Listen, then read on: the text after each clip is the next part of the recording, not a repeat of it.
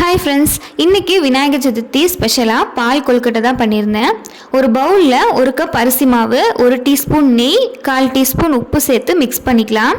நல்லா கொதிக்கிற தண்ணியை கொஞ்சம் கொஞ்சமாக சேர்த்து நல்லா மிக்ஸ் பண்ணிவிட்டு நல்லா சாஃப்டாக பிசைஞ்சு எடுத்துக்கலாம். ஸோ இதை நமக்கு விருப்பப்பட்ட ஷேப்பில் குட்டி குட்டியாக ரெடி பண்ணிக்கலாம். 1 கப் நல்லா திக்கான தேங்காய் பால் எடுத்து வச்சுருக்கேன். அண்ட் ரெண்டாவதாக நல்லா லைட்டான தேங்காய் பால் ஒரு 1/2 கப் அளவுக்கு இருக்குது. அடுத்ததாக ஒரு கடாயில் நம்ம ரெண்டாவதாக எடுத்த தேங்காய் பால் 1/2 கப் சேர்த்திக்கலாம். இது கூட 1 கப் நார்மல் மாட்டுப்பால் சேர்த்துக்கிறேன். பால் நல்லா கொதிச்சதுக்கப்புறமா நம்ம குட்டி குட்டியாக ரெடி பண்ணி வச்சுருந்த பால்ஸ் எல்லாத்தையுமே உள்ளே சேர்த்து மிக்ஸ் பண்ணிக்கலாம். இது ஒரு 15 to 20 மினிட்ஸ் நல்லா வேகணும். இப்போ இதில் 1/4 கப் சர்க்கரை சேர்த்து மிக்ஸ் பண்ணிக்கலாம்.